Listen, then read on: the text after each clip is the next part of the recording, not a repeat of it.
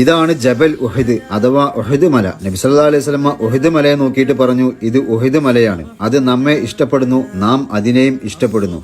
ഈ മല സ്വർഗത്തിലുമുണ്ട്. യാത്രകൾ കഴിഞ്ഞ് മദീനയിൽ തിരിച്ചെത്തുന്ന തിരുനബിയെ വരവേൽക്കാൻ പലപ്പോഴും ഉഹദ് മല പുഷ്പിച്ച് വർണ്ണ സുഗന്ധങ്ങളിൽ കുളിച്ചു നിൽക്കാറുണ്ടെന്ന് സ്വഹാബിമാർ സാക്ഷ്യപ്പെടുത്തിയിട്ടുണ്ട്. ഉഹദ് മലയ്ക്ക് ഈ പേര് കിട്ടാനുള്ള കാരണമായി പറയപ്പെടുന്നത് അറേബ്യയിലെ മറ്റു മലകളിൽ നിന്ന് ഒറ്റപ്പെട്ടു നിൽക്കുന്ന മലയായതിനാലാണ്. അതായത് ഉഹദ് എന്ന വാക്കിന്റെ അർത്ഥം ഒറ്റയാൻ എന്നാണ്. അറേബ്യൻ ഉപദ്വീപിലെ ഏറ്റവും വലിയ മലകളിൽ ഒന്നാണിത്. 8 കിലോമീറ്റർ നീളവും 2 കിലോമീറ്റർ വീതിയുമുണ്ട് ഉഹദ് മലയ്ക്ക്.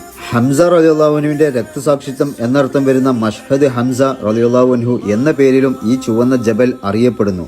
ഇസ്ലാമിക ചരിത്രത്തിലെ രണ്ടാമത്തെ യുദ്ധമായ ഉഹദ് യുദ്ധം നടന്നത് ഈ മലയുടെ ചെരിവിൽ വെച്ചാണ്. ബദർ യുദ്ധത്തിലേറ്റ വമ്പൻ പരാജയം കാരണം മക്കക്കാരായ ശത്രുക്കൾ മദീനയെ ആക്രമിക്കാൻ വന്ന യുദ്ധമാണ് ഉഹദ് യുദ്ധം. റസൂലിന്റെ ജന്മസ്ഥലമായ മക്കയിൽ ശത്രുക്കൾ നബിയെയും സ്വഹാബാക്കളെയും സ്വസ്ഥമായി ജീവിക്കാൻ സമ്മതിച്ചില്ല. തുടർന്ന് നബിയും സ്വഹാബാക്കളും മക്കയിൽ നിന്ന് മദീനയിലേക്ക് പലായനം ചെയ്തു. മദീനക്കാർ നബിയെയും സ്വഹാബാക്കളെയും ഇരുകൈയും നീട്ടി സ്വീകരിച്ചു. എന്നാൽ മക്കക്കാരായ ശത്രുക്കൾ നബിയെയും സ്വഹാബാക്കളെയും സ്വസ്ഥമായി മദീനത്ത് ജീവിക്കാനും സമ്മതിച്ചില്ല. ശത്രുക്കൾ അബൂ സുഫിയാൻ, ഖാലിദ് ഇബ്നു വലീദ് റളിയല്ലാഹു അൻഹുമ എന്നിവരുടെ നേതൃത്വത്തിൽ 3000-ഓളം ഭടന്മാരുമായിട്ടാണ് യുദ്ധത്തിന് മദീനത്തേക്ക് വന്നത്. അതിൽ 200 കുതിരപ്പടയാളികളും ഉണ്ടായിരുന്നു. എന്നാൽ 1000-ഓളം പേര് മാത്രമാണ് മുസ്ലിം സൈന്യത്തിൽ ഉണ്ടായിരുന്നത്. ഇതിൽ അബ്ദുല്ലാഹിബ്നു സലൂൽ എന്ന മുനാഫിക്കിന്റെ നേതൃത്വത്തിൽ 300 ആളുകൾ വഴിയിൽ വെച്ച് പിന്തിരിഞ്ഞുപോയി. അബ്ദുല്ലാഹിബ്നു സുബൈർ റളിയല്ലാഹുവിന്റെ നേതൃത്വത്തിൽ 50 അമ്പെയ്ത്തുകാരെ നിർത്തിയത് ഈ കാണുന്ന സ്ഥലത്താണ്. അവരോട് നബി സല്ലല്ലാഹു അലൈഹി വസല്ലം പറഞ്ഞിരുന്നു, എന്ത് വന്നാലും എന്റെ സമ്മതം കിട്ടാതെ അവിടെ നിന്ന് ഇറങ്ങരുത് എന്ന്. ജബലുർ റുമാത്ത് എന്നാണ് ഈ മലയുടെ പേര്. അതായത് അമ്പെയ്ത്തുകാരുടെ മല എന്ന് അർത്ഥം. ഉഹദ് യുദ്ധത്തിന്റെ മുമ്പ് ഈ മലയുടെ പേര് ജബൽ ഐനൈൻ എന്നായിരുന്നു.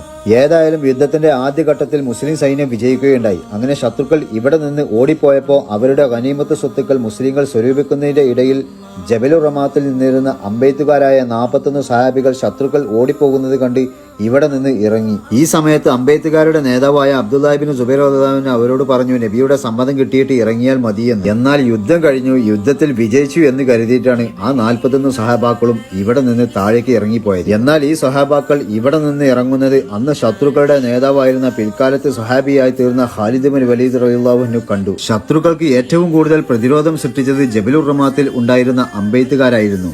3 പ്രാവശ്യം ഖാലിദ് ഇബ്നു വലീദ് റളിയല്ലാഹുവിന്റെ മേൽനോട്ടത്തിൽ ഉണ്ടായിരുന്ന കുതിരപ്പട ഉഹദിന്റെ ഭാഗത്തേക്ക് പ്രവേശിച്ചപ്പോൾ അവരെ തടഞ്ഞത് ഈ അമ്പെയ്ത്തുകാരായിരുന്നു. അങ്ങനെ യുദ്ധക്കളത്തിൽ നിന്ന് ഓടിക്കൊണ്ടിരിക്കുന്ന ശത്രു സൈന്യത്തെ ഒരുമിച്ച് കൂട്ടി അദ്ദേഹം അവരോട് പറഞ്ഞു, നമുക്ക് ഏറ്റവും വെല്ലുവിളി നൽകിയത് ജബലുർ റുമാത്തിൽ ഉണ്ടായിരുന്ന അമ്പെയ്ത്തുകാരായ മുസ്ലിം സൈന്യമാണ്.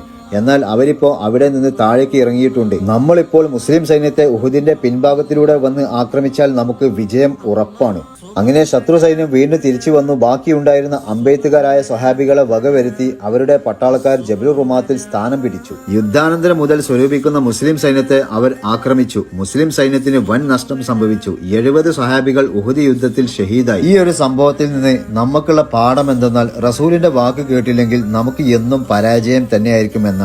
ഇന്നത്തെ മുസ്ലിം ലോകത്തിന്റെ അവസ്ഥക്ക് കാരണവും ഇതൊക്കെ തന്നെയാണ്. അങ്ങനെ യുദ്ധത്തിൽ നബി സല്ലല്ലാഹു അലൈഹി വസല്ലം അടക്കം നിരവധി സഹാബികൾക്കും പരിക്ക് പറ്റി. നബിയെ അബൂബക്കർ തങ്ങളും ഉമർ തങ്ങളും അലിയാർ തങ്ങളും അടക്കമുള്ള സഹാബികൾ ശത്രുക്കളിൽ നിന്ന് സംരക്ഷിച്ചു. ഉഹദ് മലയിൽ ഈ കാണുന്ന ഈ ഒരു വിടവ് ജിബ്രീൽ അലൈഹിസ്സലാത്തു വസ്സലാം പിളർത്തിയ വിടവാണ്. നബിയെ ഈ വിടവിനുള്ളിലേക്ക് ജിബ്രീൽ അലൈഹിസ്സലാത്തു വസ്സലാം പ്രവേശിപ്പിക്കുകയും ശത്രുക്കൾക്ക് നബിയെ കിട്ടാതെ വരികയും ചെയ്തു. അങ്ങനെ മുസ്ലിം സൈന്യം യുദ്ധത്തിന്റെ 3ാം ഘട്ടം ശക്തമായി പോരാടുകയും വിജയം കൈവരിക്കുകയും ചെയ്തു. ഈ കാണുന്ന മാപ്പ് ഉഹദ് യുദ്ധം നടന്ന രീതിയെയാണ് സൂചിപ്പിക്കുന്നത്. ചുവപ്പ് ശത്രു സൈന്യത്തിന്റെ വരവും പച്ച മുസ്ലിം സൈന്യത്തിന്റെ വരവുമാണ്. ഉഹദ് യുദ്ധത്തിന്റെ ഇടയ്ക്ക് നബി സല്ലല്ലാഹു അലൈഹി വസല്ലം നിസ്കാരം ജമ്മാക്കി നിസ്കരിച്ച പള്ളിയാണിത്. ഈ പള്ളിയുടെ പേര് മസ്ജിദ് ഫസഹ എന്നാണ്. ഇതിപ്പോ ഒന്ന് സംരക്ഷിച്ച് നിർത്തിയിട്ടുണ്ട്. അകത്തേക്ക് നമുക്ക് കയറാൻ പറ്റില്ല, വേലിയൊക്കെ കെട്ടിയിട്ടുണ്ട്. നിങ്ങൾക്ക് വീഡിയോ കണ്ടാൽ മനസ്സിലാകും.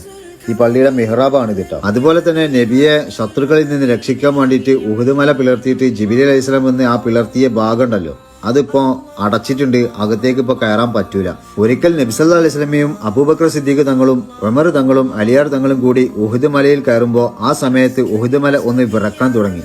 അപ്പോൾ നബി സല്ലല്ലാഹു അലൈഹി വസല്ലം ഉഹദ് മലയോട് പറഞ്ഞു, ഉഹദേ, നീ അടങ്ങുക. നിന്റെ മേലെ ഒരു നബിയും ഒരു സിദ്ദീഖും 2 ശുഹദാക്കളുമാണ് നിൽക്കുന്നത്. 2 ശുഹദാക്കൾ എന്ന് റസൂൽ അവിടെ പരാമർശിച്ചത് ഉമർ തങ്ങളെയും അലിയാർ തങ്ങളെയുമാണ്. ഈ 2 സ്വഹാബാക്കളും പിന്നീട് ഷഹീദായത് നമുക്കറിയുന്ന കാര്യമാണ്. ഉഹദ് മലയുടെ പടിഞ്ഞാറ് ഭാഗത്ത് മൂസാ നബി അലൈഹിസ്സലാത്തു വസ്സലാമിന്റെ സഹോദരനായ ഹാറൂൻ നബി അലൈഹിസ്സലാത്തു വസ്സലാമിന്റെ ഖബറുണ്ട് എന്ന് പറയപ്പെടുന്നുണ്ട്. ഇവിടെ കാണുന്ന ഈ പള്ളിയുടെ പേരാണ് മസ്ജിദ് ഹംസത്തുൽ ഖറാർ റളിയല്ലാഹു അൻഹു.